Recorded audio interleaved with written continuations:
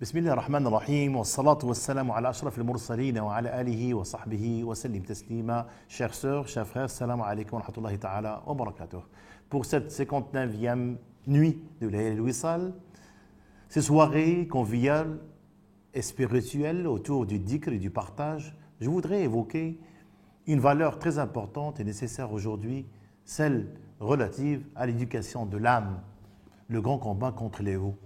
En tant qu'être humain, nous sommes confrontés à diverses passions au cours de notre existence. Parfois, nous ressentons des passions négatives comme la colère ou la haine qui peuvent nous inciter à faire de mauvaises actions.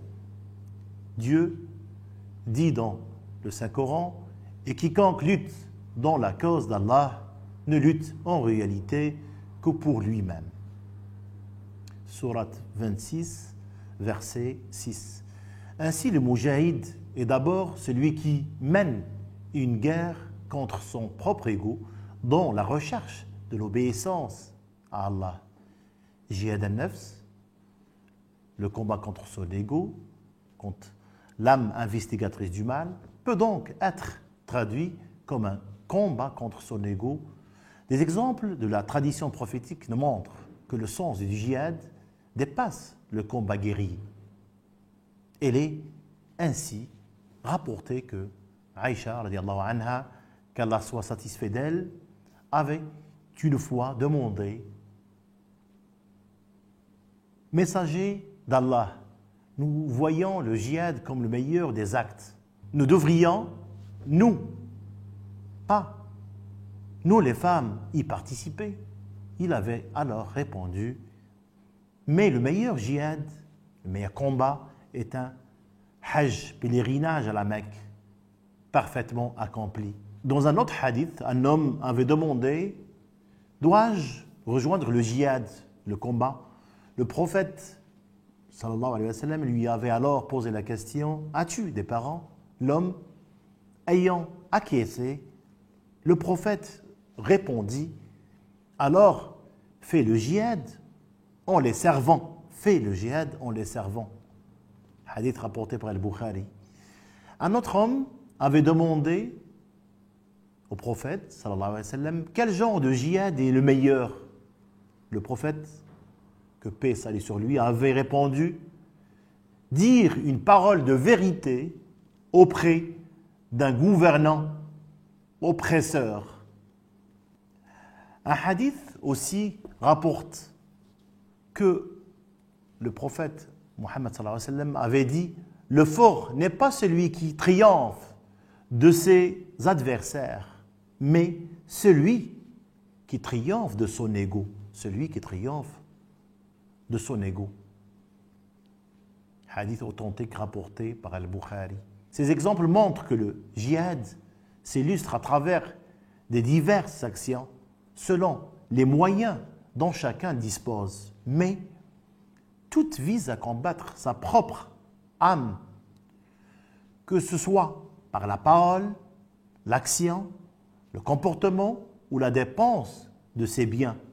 Un hadith très connu dit qu'une fois de retour d'une expédition militaire, le prophète, bénédiction et salut sur lui, avait dit à ses compagnons « Nous revenons du djihad mineur pour passer au djihad majeur. » Il lui aurait demandé « Existe-t-il un djihad plus important que celui livré aux infidèles ?» Il répondit « Oui, c'est le djihad fait à son âme charnelle. » Le contexte des premiers temps de la révélation coranique est très différent de celui d'aujourd'hui. Autrefois, les premiers convertis subissaient des persécutions violentes face auxquelles le combat défensif armé était nécessaire pour la survie.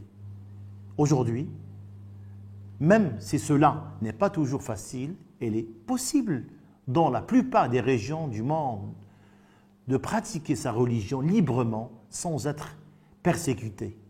Ainsi, le seul sens du djihad est désormais l'apprentissage de la maîtrise de soi. et non plus le combat armé contre un ennemi. Le combat de notre époque, c'est d'apprendre à lutter contre sa propre âme, l'âme charnelle, en lui imposant des sacrifices jusqu'à la soumettre. Même si c'est un combat pénible qui demande de constants efforts sur soi. Il a été désigné par le prophète, paix et salut sur lui, comme le plus grand des combats, Jihad al-Akbar en arabe. En effet, ce combat vise à purifier les cœurs et mène à l'élévation spirituelle par la conformité aux enseignements prophétiques. Notre état de disciple, de cheminant vers la vérité, vers l'apaisement intérieur, doit nous permettre d'améliorer notre comportement en traitant les maladies intérieures de notre cœur par une pratique quotidienne de l'invocation, du rappel, nous lier au divin, répondre à notre besoin spirituel intérieur comme on répond aux besoins du corps, est une orientation sincère vers Dieu par l'accompagnonnage d'un maître véridique, authentique, qui agit sur nous comme un médecin des cœurs. Le maître nous met en garde souvent contre les assauts de notre âme charnelle, notamment lorsqu'il dit « An-nafs hayya » vivante, la nafs est comme une vipère. Cette âme charnelle nécessite un dressage afin que ses instincts animaux liés au patient, à l'ignorance, ne prennent pas le dessus. Pour la dominer, il faut donc une pratique spirituelle assidue et vigilante. Il faut cultiver sans cesse cette vigilance du cœur qui est au centre de notre enseignement spirituel, en allusion à la station de l'excellence, Maqam al-Ihsan, qui nous permet d'éduquer l'âme. Je cite une histoire sur la vigilance du cœur et la crainte révérentielle. Il s'agit d'une femme qui avait dit à sa fille de se lever pendant la nuit pour mélanger avec de l'eau le lait qu'elle comptait vendre le lendemain. Sayyiduna Omar, le deuxième calife, l'avait entendu lors d'une tournée nocturne. Mais la fille avait refusé en rappelant à sa mère que le calife Omar avait interdit cela. La mère avait alors répondu à la fille, sa fille, « Ni Omar, ni ses agents ne te voient ici. » Mais la fille avait rétorqué, « Mère, c'est Omar, ne sait pas ce que nous faisons. Le Seigneur de Omar, lui, le sait. Par Allah, je trouve inadmissible d'obéir à mon Seigneur en public et de lui désobéir quand je suis toute seule. » Le Omar, Sayyidina Omar, le calife, qui avait tout entendu, envoya le lendemain son fils, Asim, afin de demander la fille en mariage. Cette histoire nous montre que celui qui a le scrupule spirituel, qui s'efforce à craindre Allah en public comme en privé, et garde en toutes circonstances un comportement droit, alors celui-là ne sera jamais lésé et Allah le récompensera par des moyens qu'il ne soupçonne même pas. Rappelons aussi que l'effort à faire pour participer aux réunions collectives de pratique d'invocation fait partie du combat intérieur quotidien. Il y a aussi les pratiques individuelles indispensables, aussi la lecture du Coran, les invocations. Comme je l'ai dit, comme on nourrit les corps, il faut nourrir les cœurs. Le cheminant, le disciple, le musulman, le cheminant vers Dieu ne doit pas renoncer à ce djihad par lassitude, par manque de concentration ou de peur que le temps dépensé avec Allah, avec Dieu, n'impacte négativement son sommeil ou son travail.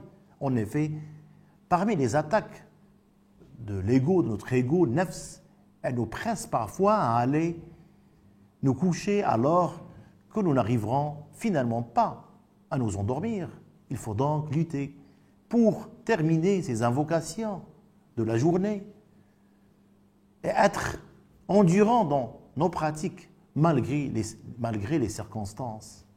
Donc, on doit répondre aux besoins de l'intérieur du cœur. N'oublions pas que les pratiquants assidus du dhikr, dhakirin, les invocateurs jouissent d'un rang supérieur auprès d'Allah que les combattants avec leurs épées. Il s'agit donc pour le croyant ferme et sincère de lutter contre ces mauvais penchants pour l'amour d'Allah, pour l'amour de Dieu, le miséricordieux Dieu, en suivant la loi divine et en respectant les limites posées par ces règles.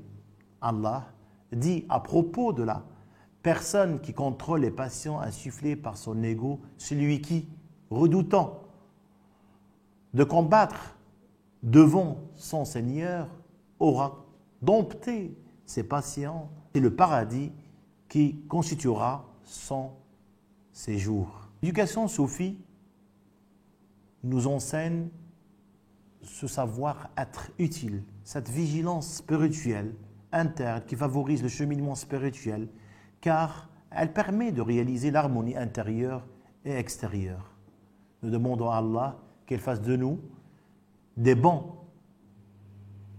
qui propagent leur bel agir et bonnes actions, le vrai visage du soufisme et de l'islam.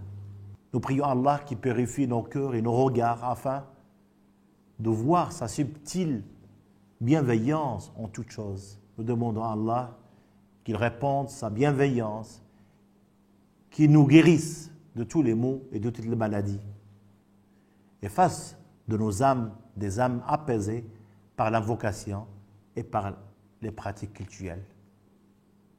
Nous prions pour Sa Majesté le roi Mohammed VI, que Dieu l'assiste dans sa noble mission au service du royaume du Maroc, des Marocains et des causes nobles.